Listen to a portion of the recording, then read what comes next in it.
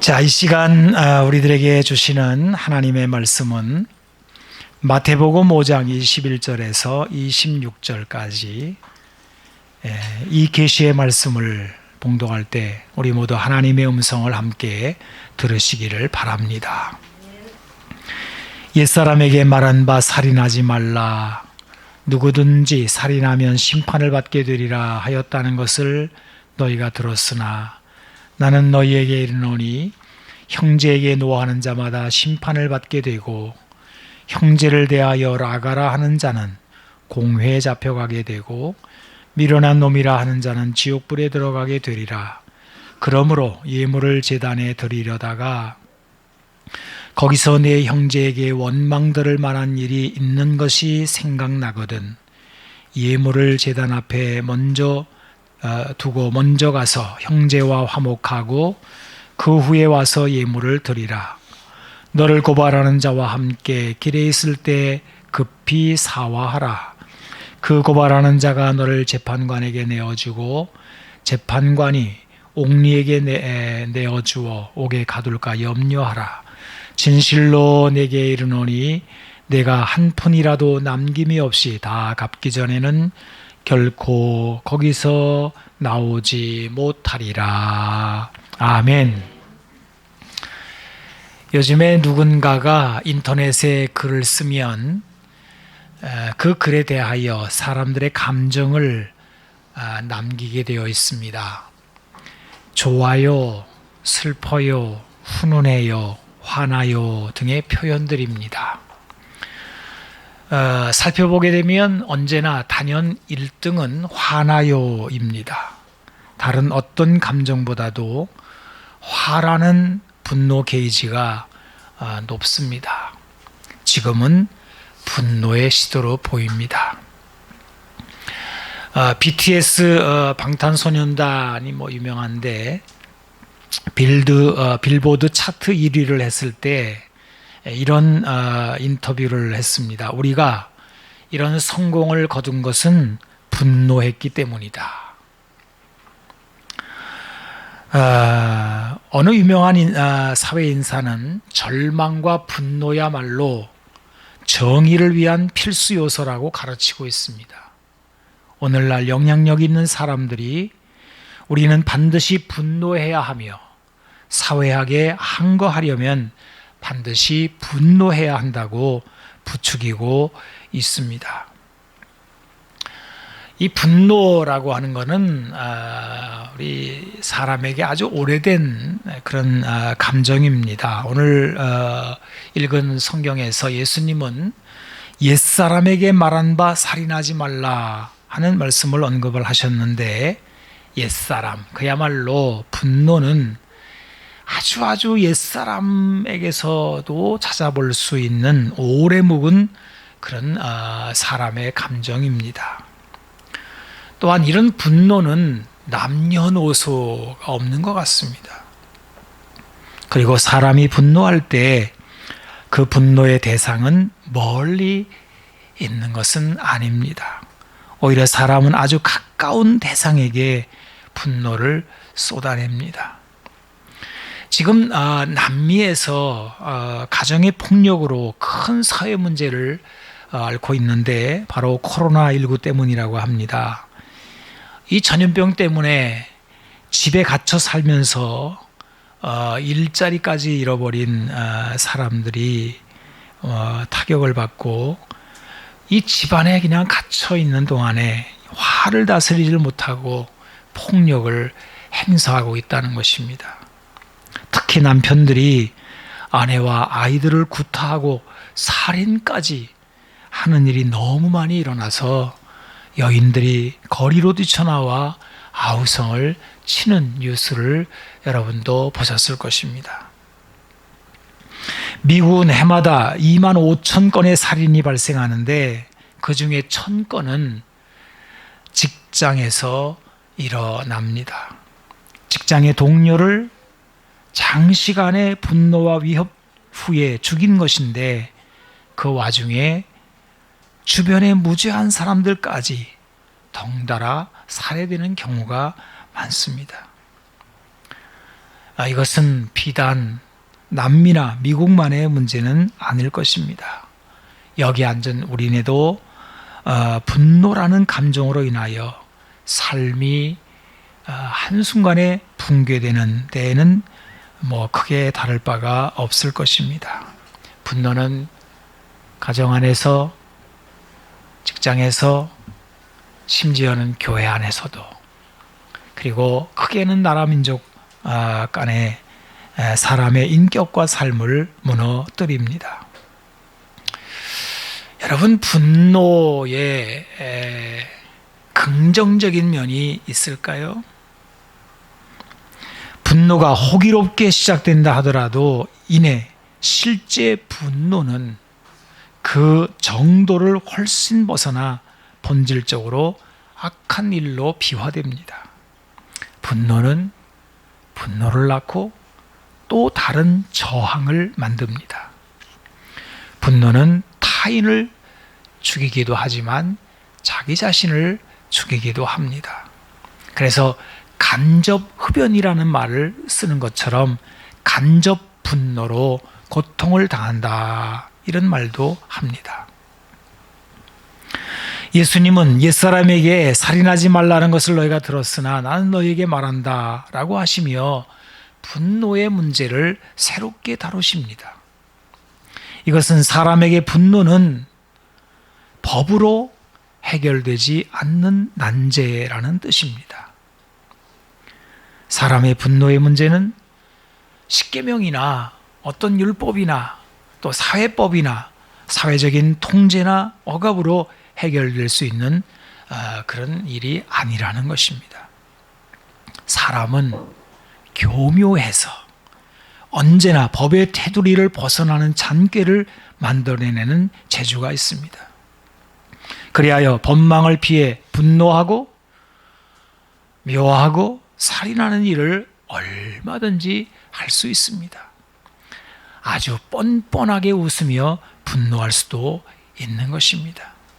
우리는 화내지 않는 척하며 얼마든지 비열해질 수 있습니다. 하지만 분노는 숨어있든지 드러나든지 언제나 인격을 상하게 하며 우리를 지옥불에 던져 넣습니다. 여러분, 분노가 가장 빠르고 쉽게 표현되는 것은 얼굴이겠지만, 그러나 그 다음으로 따라 나오는 것은 바로 사람의 입, 곧 언어입니다. 욕과 멸시는 입에서 가장 빨리 표현됩니다. 입에서 욕이나 비하로 나오는 분노의 말을 우리는 멸시라고 합니다. 분노와 멸시는 항상 따라다니며 이들은 쌍둥이 재앙이라고 합니다. 하지만 멸시는 분노보다 훨씬 악합니다.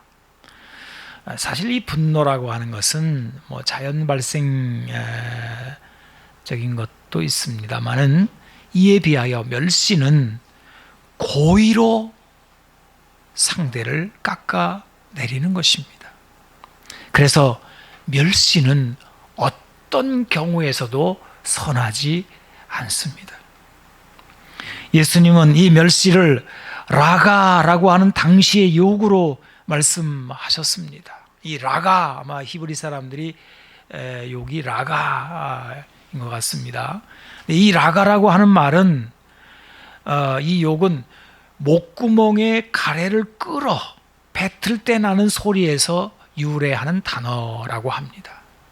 아주 기분 나쁜 그리고 더러운 욕입니다. 그리고 미련한 놈이라고 하는 멸시는 상대방의 인간 존재를 부정하는 말입니다. 우리 말로는 개 XX 정도가 될 것 같습니다. 우리 사람 사는 세상에서 이런 정도의 욕이나 멸시는 아주 흔한 것이라서 이것이 주는 폐해를 우리는 심각하게 여기지 않을 수도 있습니다. 그러나 이것은 살인과 같은 것입니다. 바로 인격살인이라고 하는 것입니다. 예수님은 이렇게 멸시하는 자를 대하여 지옥불에 들어가게 된다라고 하셨는데, 야고보서에서는 사람의 혀에서 나오는 멸시의 말이 삶의 수레바퀴를 불사르는데 바로 지옥불에서 난다라고 표현하고 있습니다. 분노에서 나오는 멸시는 가정을, 그리고 더 크게는 교회와 이 나라 민족까지 이 세상을 지옥으로 만들어 버립니다. 우리 사는 세상이 분노를 부추기지만 분노로 되는 일은 하나도 없습니다. 오히려 분노는 또 다른 분노를 일으키며 이 악순환에서 폐해는 막대하게 커져가기만 합니다. 여기서 왜 이런 현상이 벌어지는지를 우리는 살펴볼 필요가 있습니다. 생각해 보면 마땅히 분노해야 할 일은 있습니다. 우리가 불의와 불평등을 볼 때, 혹은 사랑하는 사람을 바로 잡아주어야 할 상황이 생길 때 분노는 일어날 수 있습니다. 그런데 왜 분노로는 안 되는 것일까요? 성경은 아주 명확하게 선을 그으며 이렇게 말씀하고 있습니다. 야고보서 1장 20절 말씀, 사람이 성내는 것이 하나님의 의를 이루지 못함이라. 디모데후서 2장 23절로 24절은 이렇게 되어 있습니다. 어리석고 무식한 변론을 버려라. 이에서 다툼이 나는 줄 알미라. 주의 종은 마땅히 다투지 아니한다. 왜 성경은 분노를 문제 해결로 보지 않는 것입니까? 왜냐하면 사람이 성을 낼 때, 즉 분노에는 항상 하나님의 의가 아니라 자기 의와 허영심이 들어있기 때문입니다. 여러분, 늘 화를 품고 다니는 사람들 한번 보십시오. 잘 지켜보세요. 거기 상한 자아와 그리고 열등감과 못난 것들이 들어있지 않습니까?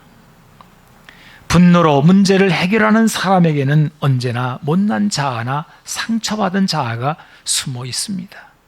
그래서 상황이 지난 후에도 분노를 두고두고 품고 있거나 완전히 무분별한 격분의 지경까지 끌어오르게 만드는 이유는 바로 자기 의를 세워 보겠다는 것입니다.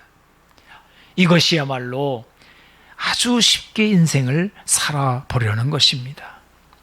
그런데 문제는 사람 사는 데에는 모두들 자기 의를 내세우려고 하는 것들이 다 있기 때문에 이런 식으로 자기 의를 풀어보려는 시도는 이내 또 다른 저항에 부딪힐 수밖에 없다는 것입니다. 여러분, 한번 분노로 자기 의를 드러내 보십시오. 그러면 반드시 상대방은 자기도 의롭다라고 하는 값비싼 대가로 치고 들어올 것입니다. 그리고 분노가 지배하는 한 그 악순환은 계속 더 상승작용을 일으키며 쌓여갑니다. 아주 조그만 아이한테에서도 분노와 멸시를 줘보십시오. 대번에 맞받아칩니다. 그리고 아이는 자기의 힘을 다하여 분노와 멸시를 상대방에게 쏟아내는 것을 보게 될 것입니다. 만약에 아이가 너무 조그매서 상대방이 벽처럼 느껴진다면 이 약자는 그 분노를 자기 자신의 내면으로 쏟아냅니다. 그래서 자신을 파괴시키는데 그게 바로 자살이나 도피로 나타납니다. 우리는 얼마나 흔히 그리고 쉽게 사랑하는 사람을 바로 잡아주려는 마음으로 비판하고 정죄하려고 합니까? 그런데 비판과 정죄의 발원지가 바로 분노와 멸시라는 것을 기억할 필요가 있습니다. 우리는 정죄의 내용이 옳은 한 정죄해도 좋다는 생각을 조심해야 합니다. 예수님은 이 부분을 마태복음 7장 1절에서 5절까지 아주 진중하게 다루시면서 이렇게 말씀을 하셨습니다. 비판을 받지 아니하려거든 비판하지 말라. 너희가 비판하는 그 비판으로 너희가 비판을 받을 것이요 너희가 헤아리는 그 헤아림으로 너희가 헤아림을 받을 것이니라. 어찌하여 형제의 눈 속에 있는 티는 보고 내 눈 속에 있는 들보는 깨닫지 못하느냐. 보라, 내 눈 속에 들보가 있는데 어찌하여 형제에게 말하기를 나로 내 눈 속에 있는 티를 빼게 하라 하겠느냐. 외식하는 자여, 먼저 내 눈 속에서 들보를 빼어라. 그 후에야 밝히 보고 형제의 눈 속에서 티를 빼리라. 이 5절은 좀 그냥 놔둬보세요. 이거 좀 한번 좀 생각해 보겠습니다. 여러분, 사람이 왜 이렇게 비판과 정죄에 민감할까요? 그것은 바로 사람의 가장 깊은 존재를 건드리기 때문입니다. 대체로 비판과 정죄를 할 때에는 너는 실패한 인생이야 라는 전제가 깔립니다. 바로 멸시입니다. 이것은 아주 잔인하고 파괴적인 것입니다. 우리가 누군가를 정죄하는 것은 아주 손쉽지만 뼈아픈 공격 방법입니다. 그래서 사람은 누구나 비판하고 정죄하는 것으로 해결하려고 하는 것입니다. 하지만 그것은 대단히 심각한 결과를 가져옵니다. 비판과 정죄와 멸시와 분노는 항상 맥을 같이 합니다. 사람이 비판을 받거나 정죄를 당할 때 분노가 일어나고 되받아치며 악순환은 계속됩니다. 정죄와 비난의 결과는 보나마나 똑같은 기준에 의한 역공입니다. 우리가 가깝고 소중한 이들을 바로잡아주거나 도와주려는 전략에서 비판을 동원할 때 언제나 실패할 수밖에 없는 이유가 여기에 있습니다. 정죄당한 자가 바람직한 방법으로 자신을 변화시키는 반응을 보이는 경우는 극히 드뭅니다. 아마도 그렇게 되려면 영적으로 대단한 수준에 있는 사람이나 하지 않겠습니까? 하지만 뭔가 지적을 받을 일을 한 사람이라면 그 수준이 보나마나 아니겠습니까?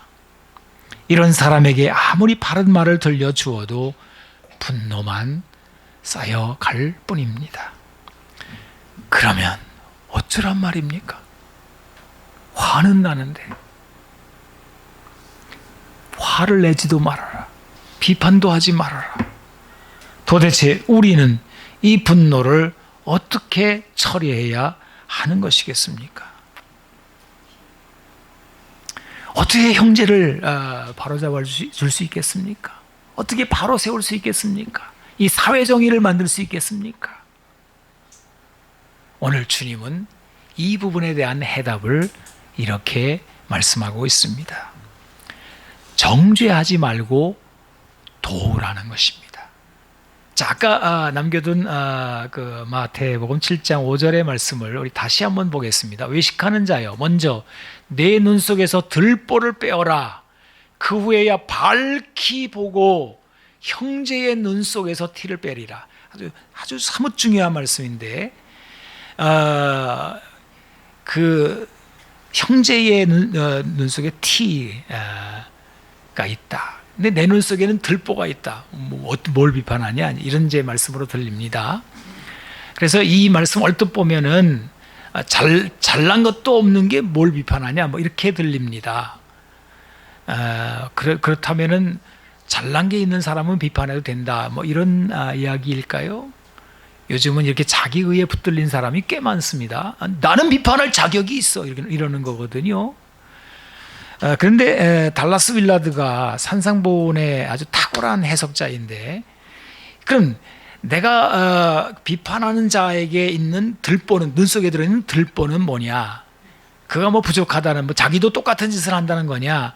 그게 아니라는 거예요. 이 들보는 바로 비판하는 그 비판이라는 거예요. 사람이 정죄하고 비판할 때 들보가 생겨서 눈이 어두워진다는 거예요. 그래서 상대방을 형제로 보지 못한다는 거예요. 여러분, 오늘 본문의 말씀에 예수님이 반복해서 쓰시는 단어가 있습니다. 바로 형제라는 단어입니다. 4번이나 나옵니다. 예수님은 이렇게 말씀하시는 것입니다. 지금 내 앞에 있는 분노의 대상, 욕지거리가 나오는 자, 정말 마땅해 보이지 않는 자는 바로 내 형제라는 것입니다.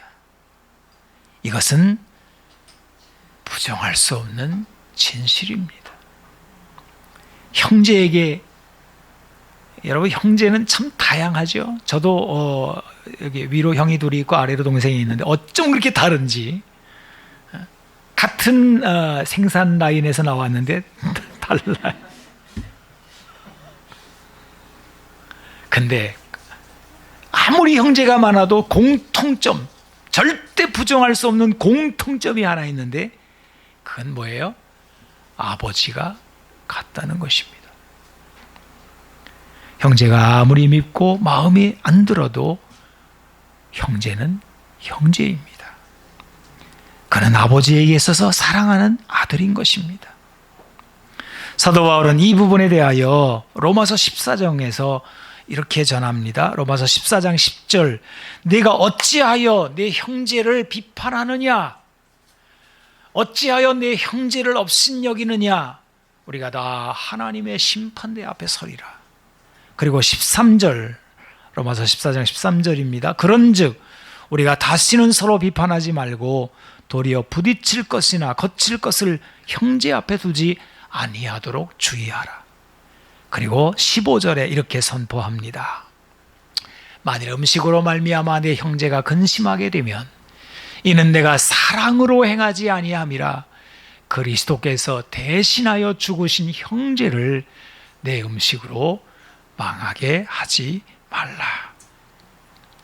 그리스도께서 대신하여 죽으신 형제, 이것이 성경이 우리로 주목하게 하는 형제의 의미입니다. 우리에게 형제란 예수님이 핏값을 주고 사신 사람들입니다. 그리하여 하나님을 아버지라고 부르게 된 사람들입니다. 여러분, 하나님을 아버지라고 부르는 사람들 이 세상에 전 세계에 흩어져 있는데, 우리나라에도 도처에 있는데 얼마나 다양한지 몰라요. 저는 예수님이 12제자를 부르시는 장면에서 생각이 깊었습니다. 그냥 부르신 게 아니라는 거예요. 밤새워 기도하시고 불렀다는 거예요. 그러니까 예수님이 고르고 선택하여 12명을 추려서 불렀다는 거예요. 여러분, 만약에 여러분들이 어떤 목적을 위하여 12명을 수천 명의 사람 중에서 12명을 가려 뽑는다고 한다면 어떤 식으로 뽑겠습니까? 근데 예수님은 이렇게 하셨어요. 그 12명 중에 세리가 있고 열심당원이 있는 거예요. 세리와 열심당원은 지금식으로 말하면 보수파와 진보파 정도로 성질이 아주 다른 사람들입니다. 그것도 극단적인 사람들입니다. 그런데 이 둘이 예수님 안에서 하나님을 아버지라 부르며 형제가 됩니다. 저는 재밌는 상상을 해봅니다. 이 12명이 3년을 같이 따라다니며 같이 먹고 마시고 함께 동고동락을 했는데 이 둘이 만날 때마다 얼마나 어색하고 정죄할 일이 많았을까. 얼굴만 봐도 너는 그렇게 생겼냐? 말하는 것 좀 봐, 이게. 그러지 않았을까 하는 상상을 해봅니다. 그런데 예수님은 이들을 한 울타리로 부르신 것입니다. 형제라고 부르도록 만들었습니다. 예수님 안에서 지옥불이 변하여 하나님의 나라가 이루어지는 것입니다. 그래서 로마서 8장 1절은 이렇게 선포하지 않습니까? 1절부터 4절까지. 그러므로 이제 그리스도 예수 안에 있는 자에게는 결코 정죄함이 없나니 이는 그리스도 예수 안에 있는 생명의 성령의 법이 죄와 사망의 법에서 너를 해방하였습니다. 율법이 육신으로 말미암아 연약하여 할 수 없는 그것을 하나님은 하시나니 곧 죄로 말미암아 자기 아들을 죄에 있는 육신의 모양으로 보내어 육신의 죄를 정하사 육신을 따르지 않고 그 영을 따라 행하는 우리에게 율법의 요구가 이루어지게 하려 하심이라 그랬어요. 여러분, 율법의 요구가 무엇입니까? 십계명에 나오는 살인하지 말라. 이게 율법의 요구란 말이에요. 이 율법의 요구를 사람이 이룰 수가 없어요. 뻔히 압니다. 살인하면 안 되는 거 누가 몰라요? 사람의 인격을 무너뜨리는 게 악한 일이라는 걸 왜 몰라요? 그런데 우리는 그걸 해낼 방법이 없어요. 약해서. 그래서 그냥 인격적인 살인이 그냥 조그마한 자극에도 그냥 뭐 얼굴로 그냥 입으로 술술술술 나오는 겁니다. 화가 날 때마다 멸시하는 말을 쏟아내며 정죄와 판단을 통해 이 세상을 지옥으로 만드는 것입니다. 사람은 율법의 요구를 이루지 못했습니다. 그런데 이것을 하나님이 이루셨다는 것입니다. 율법이 육신으로 말미암아 연약하여 할 수 없는 그것을 하나님은 하시나니 그 죄로 말미암아 자기 아들을 죄 있는 육신의 모양으로 보내어 육신의 죄를 정하사 육신을 따르지 않고 그 영을 따라 행하는 우리에게 율법의 요구가 이루어지게 하려 하심이니라. 하나님이 하신 방법은 분노나 멸시나 정죄와 비판이 아니라 바로 하나님의 아들을 우리에게 보내신 것입니다. 그리고 십자가에서 우리의 죄를 담당하게 하셨습니다. 하나님의 놀라운 사랑입니다. 이 사랑이 율법의 요구를 이룬 것입니다. 그래서 사랑은 율법의 완성이다. 남을 사랑하는 자는 율법을 다 이루었느니라 라고 성경은 선포하고 있는 것입니다. 여러분, 정죄와 비판과 판단과 멸시가 방법이 아닙니다. 그거는 많이 해보지 않았습니까? 세상이 끊임없이 하고 있는 것 아닙니까? 이제 우리는 하나님의 사랑이 대답이라는 것을 오늘 발견하게 됩니다. 이것만이 이 세상에서 분노로 말미암은 악순환, 지옥의 불길을 끄게 만들 것입니다. 지금 미국에 너무 큰 산불이 일어나는데 그냥 가서 쏟아 부어가지고 다 끄면은 그 다음날 아침에 도로 일어나는데 불이 얼마나 큰지. 아마 우리가 살고 있는 이 세상에 분노라고 하는 불이, 멸시라고 하는 정죄와 비판과 판단이라고 하는 불이 이 정도로 붙고 있는 것 같습니다. 어떤 것으로도 끌 수 없어요. 이 불을 끌 수 있는 것은 십자가의 사랑밖에 없습니다. 여러분, 이것은 하나님을 한 아버지로 부르는 기독교 안에서에만한 이야기는 아닙니다. 우리 주님은 세상 사람을 향해서도 내 이웃을 내 몸과 같이 사랑하라 라고 우리에게 요구하십니다. 그리고 이 이웃을 사마리아인과 유대인으로 이야기해 주지 않으셨습니까?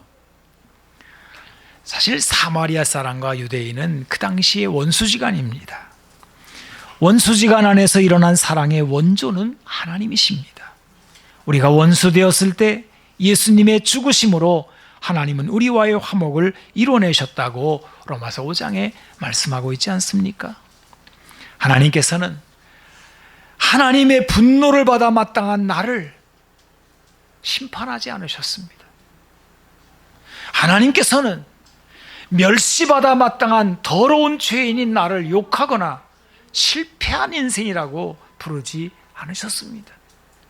하나님께서는 비판받아 마땅한 나를 비판하지 않으시고 참아주셨습니다. 하나님께서는 마땅히 정죄받을 수 없는 우리를 그리스도 안에서 용납해 주셨습니다. 하나님의 사랑 안에서 우리의 인생은 빛을 발하는 값진 존재로 회복이 되어집니다. 이제 우리 눈에서 비판이라고 하는 들보를 빼내고 이제 상대방을 밝은 눈으로 상대방을 보니 이게 형제네. 하나님 아버지가 보이고 형제가 보이고 그리고 하나님이 지으신 그 아름다운 창조에 사람이 보이게 되는 것입니다. 여러분, 사람이 얼마나 존귀한 존재인지에 대하여 시편 8편이 이렇게 말하고 있지 않습니까? 시편 8편 4절로 5절. 사람이 무엇이기에 주께서 그를 생각하시며 인자가 무엇이기에 주께서 그를 돌보시나이까? 그를 하나님보다 조금 못하게 하시고 영화와 존귀로관을 씌우셨나이다. 언젠가 한번 제가 이런 이야기를 들은 적이 있습니다. 어느 그 골목에 아주 지저분한 골목이 하나 있었대요. 전봇대 밑에 희미한 등불 아래 사람들이 쓰레기를 계속 갖다 버려서 얼마나 더러운지, 또 종종 술 먹고 취한 사람이 거기다가 쉬야를 하고 지나가고 뭐 이랬대요. 개도 그 외면하는 아주 더러운 곳이었다고 합니다. 근데 어떤 사람이 그 닭을 치우고 거기다 예쁜 꽃을 이렇게 심었다고 합니다. 그랬더니 사람들이 거기를 좋아하더래요. 그리고 절대로 쉬야를 하지 않더래요.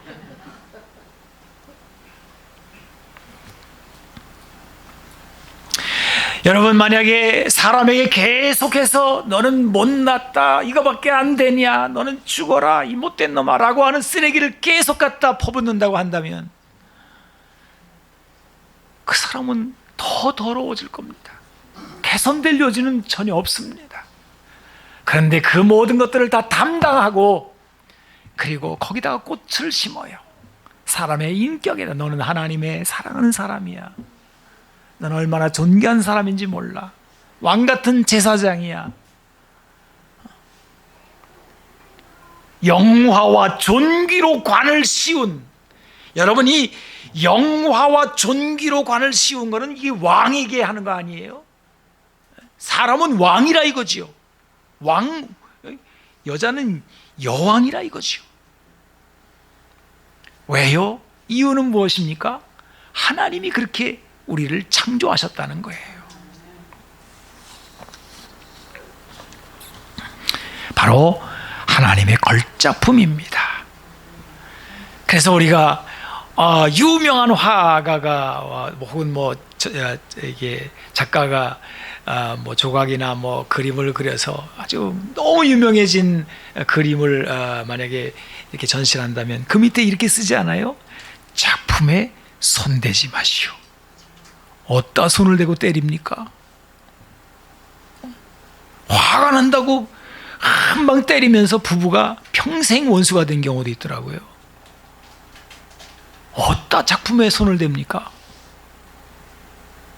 우리는 하나님의 걸작품입니다. 언제 이게 보인다고요?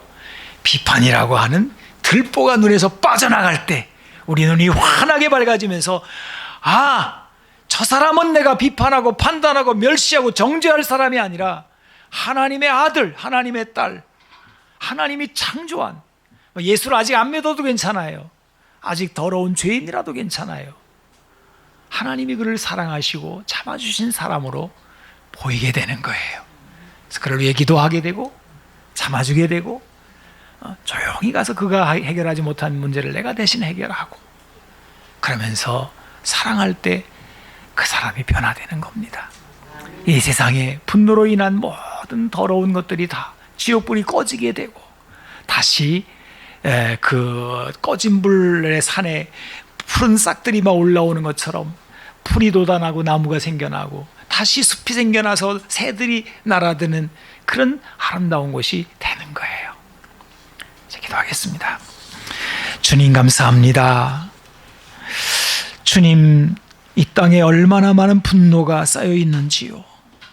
그럴 만도한 악한 일들이 많기 때문임을 저희는 잘 알고 있습니다. 그러나 하나님, 우리 눈에서 이 분노와 멸시와 비판과 정죄의 이 들보를 빼어내기를 원합니다.